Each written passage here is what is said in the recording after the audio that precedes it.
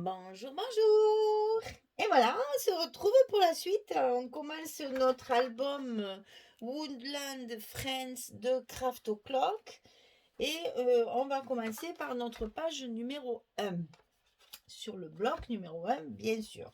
Alors, je vous rappelle la dimension des blocs. 46 sur 22. On plie à 22. On plie à 44. Et on a notre languette de 2 cm pour former nos enveloppes. Donc ça, c'est le bloc numéro 1. Alors, sur le bloc numéro 1, on va faire donc la page numéro 1. Et je vous rappelle que tout le matériel que j'utilise, vous avez les références et les descriptions et tout ça, non pas les descriptions, les références et les liens dans la description sous la vidéo. Voilà. Donc là, c'est dans le cadre du site Les Kits de Corinne, puisque j'ai l'honneur d'être d'été dans ce site-là. Donc, je fais l'album dans ce cadre-là. Voilà. Alors, pour la page numéro 1, on va d'abord faire une grande porte ici. Je vous rappelle que l'album aussi, ce que je vous ai dit lors de la présentation du papier et du matériel, de la couverture, on va faire quelque chose de plus simple. Amazonia, c'était très lourd. Donc là, on va faire très simple parce que c'est un album enfant. Il faut pas que c'est quelque chose qui va être beaucoup regardé. Donc, il ne faut pas que ce soit trop compliqué à ouvrir et à fermer, sinon les gens, ils se fatiguent et ils n'aiment pas trop non plus quand c'est trop compliqué. Donc là, on va faire simple, ça sera parfait pour une débutante parce que franchement, ce sera très facile à faire avec les explications que je vous donne. Alors, sur le bloc ici, on va en premier faire une grande porte comme ceci sur le côté gauche. Alors, cette porte, elle fait 23,6. Attendez, je vais baisser peut-être un petit peu. Voilà, pour que vous voyez plus mon plan de travail. Donc, 23,6 sur 26. On va plier à 20,6 ici, puis à 21,6 ici. Ce qui nous fait un gousset d'1 cm et notre languette pour coller dans le bloc. Donc, je répète, 23,6, 26. Premier pli 26, deuxième pli 21,6.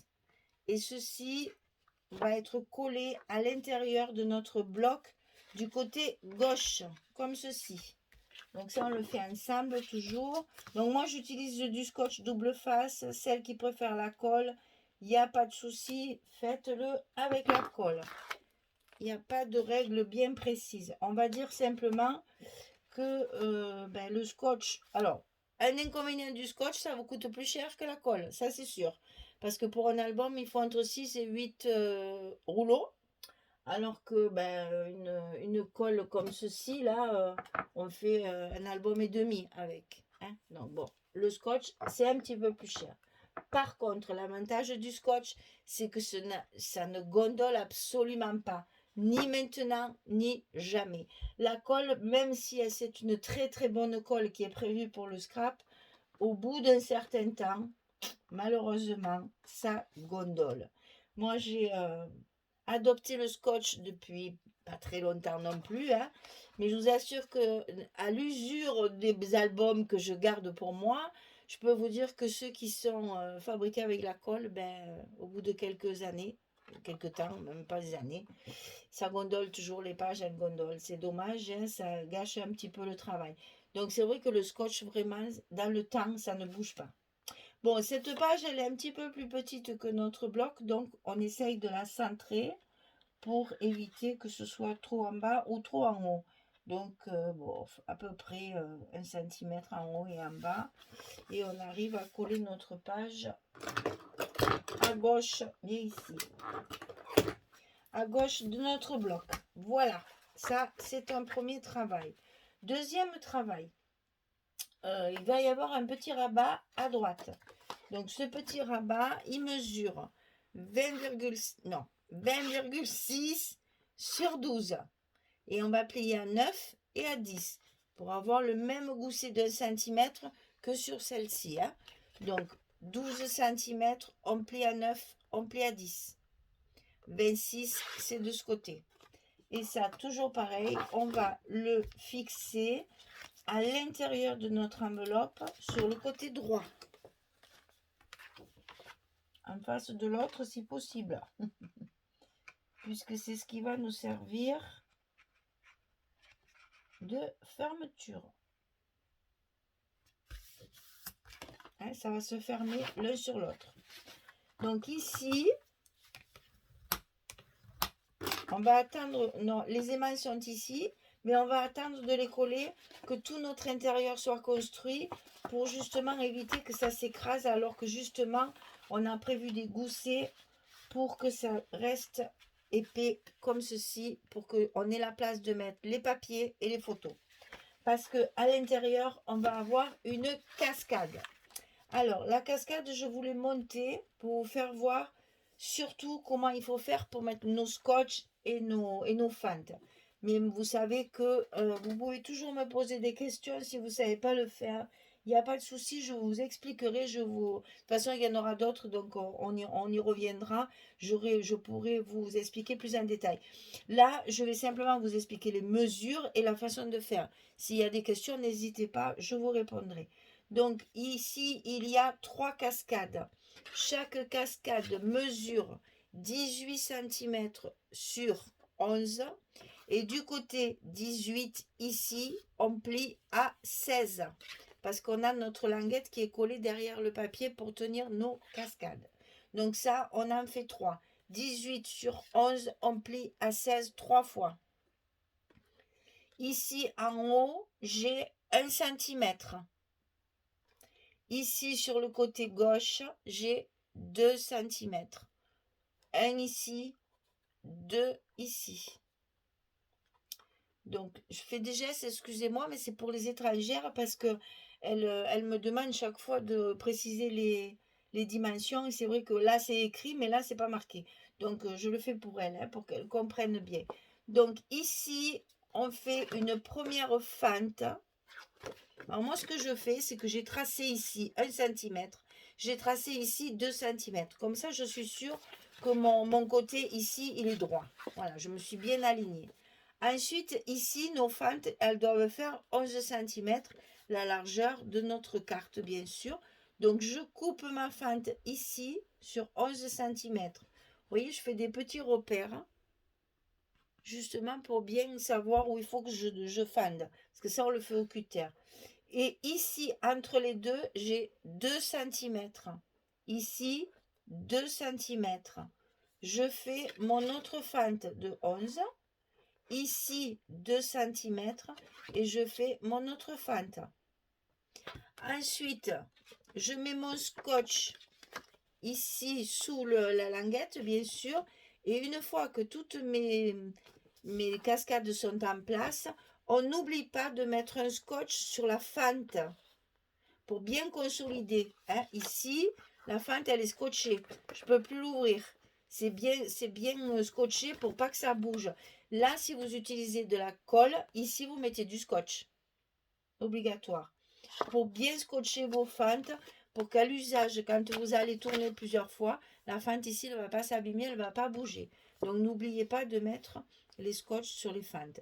Et bien sûr, tout autour du papier. Ça, c'est pour mettre ici, sur le fond de mon bloc.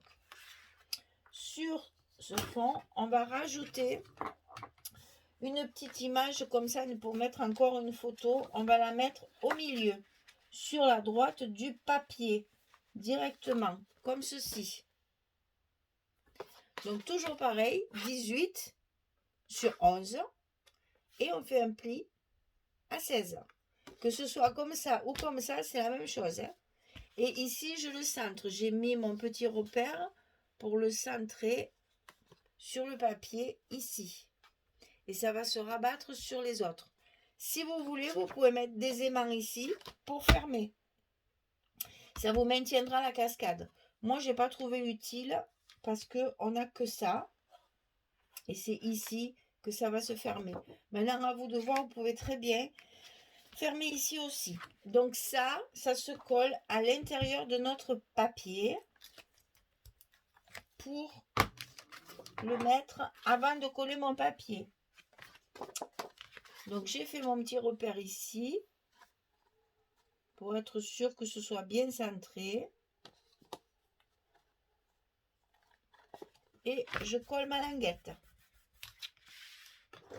Et là, j'oublie pas de remettre un morceau de scotch pour coller à cet endroit.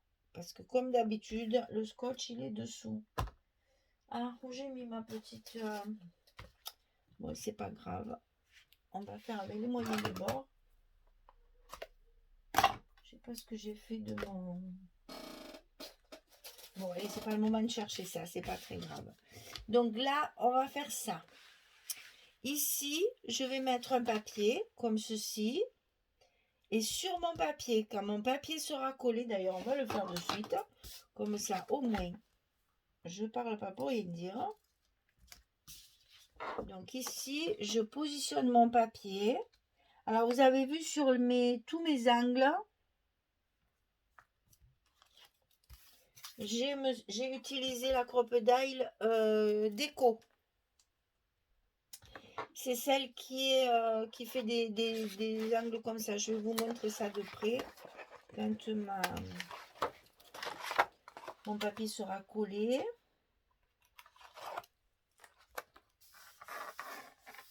Voilà.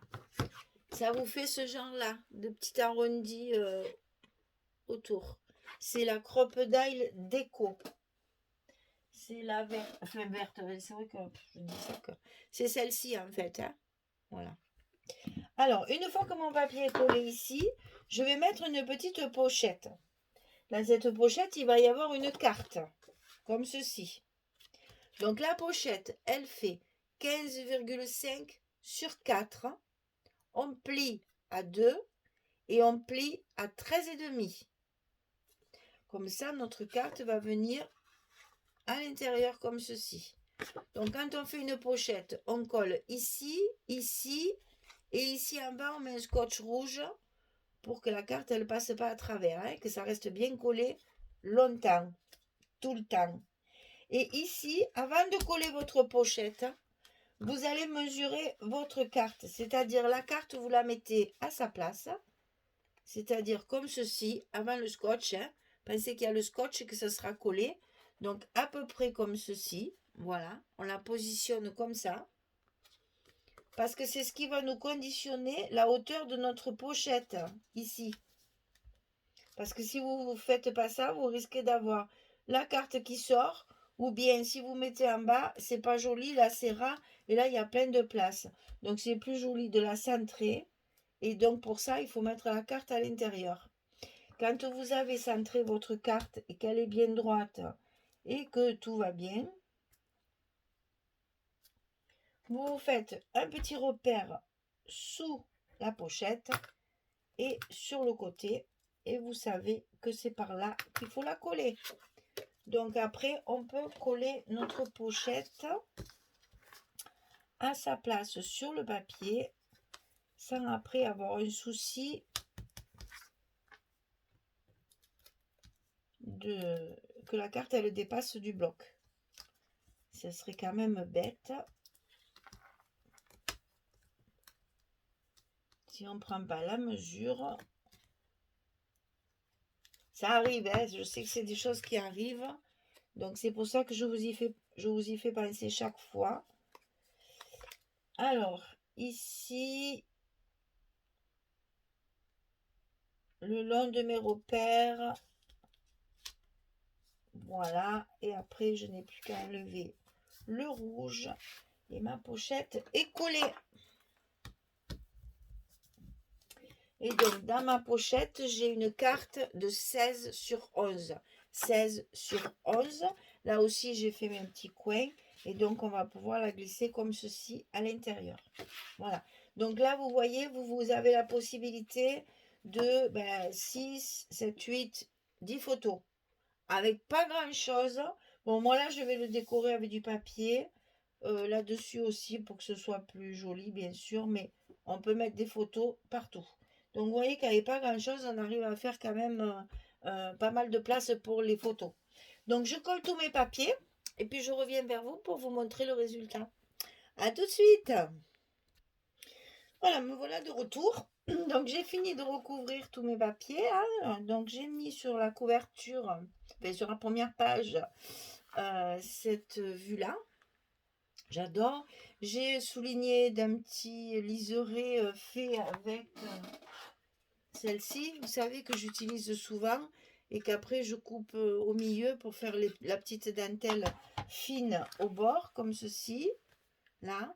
Donc là, j'ai choisi de mettre un vert amande, hein, pour assortir un petit peu au fond de la page. Donc ici, à l'intérieur, on a la petite pochette avec la carte recto verso où l'on pourra coller des photos. Alors moi, j'ai mis une image. C'est les petites images qu'il y a dans la collection du Junk, là, du Junk Journal. Donc, on a des jolies petites images. Ben, du coup, je les ai mises parce que ça fait quand même plus joli que ce gros plâtrasse jaune. Mais bon, on peut mettre une photo, bien entendu. Inutile de vous dire qu'il y a de la place pour faire de la déco, hein. Ici, on va coller des petites choses mignonnettes. Donc ici, ça s'ouvre comme ceci. Là, c'est pareil, on va pouvoir faire une jolie décoration.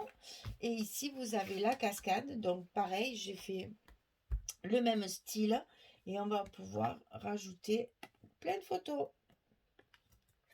Et ici, je vais faire aussi un espace photo pour avec la déco pour pouvoir mettre une photo supplémentaire. Alors, vous voyez, on peut mettre jusqu'à 11 photos dans cette page. C'est pour ça que la fermeture était prévue quand même assez large. Et on a 1 centimètre ici sur le côté. On peut, vous voyez, on a largement la place de mettre les photos et de faire et de remplir et de faire de l'épaisseur. Voilà, alors ici aussi, on va mettre des petits mots, des petites choses tendres, puisque c'est pour des enfants, hein, il ne faut pas que ce soit chargé, attention, hein, pas trop de choses volumineuses quand même. Voilà, mais on a fini. Ah oui, j'ai oublié de vous dire aussi, j'avais laissé ça, heureusement. N'oubliez pas, quand vous avez fait toutes vos repères là pour faire les cascades, les mettre au milieu, etc., de gommer vos marques, parce que quand on laisse les petits repères après, c'est pas très très joli. Attention aussi d'utiliser une gomme souple, sinon vous risquez déjà de déchirer le papier, mais aussi de lever la couleur. Attention à ça, certaines collections, les couleurs, elles sont juste en surface, donc on risque de lever les couleurs. Donc gommer avec quelque chose de très souple qui puisse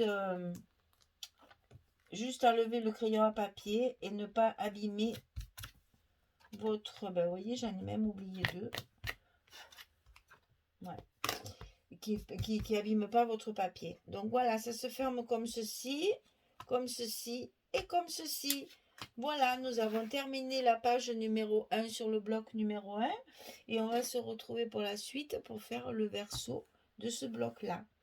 Voilà, pensez aussi que là, vous voyez, votre page étant plus petite, il faut que le papier de dessous soit sorti. Ne mettez pas un truc trop criard dessous. Là, j'ai souligné avec un petit papier doré, hologramme, là, qui brille un petit peu. C'est pas paillette, c'est hologramme, hein. Que ça reste doux quand même, hein. Voilà, ça fait une petite brillance. Ça rajoute un petit plus. Voilà. Bien, et ben, je vous donne rendez-vous pour la suite sur la page numéro 2. Et puis, je vous dis à très bientôt. Allez, bonne journée à tout le monde. Au revoir.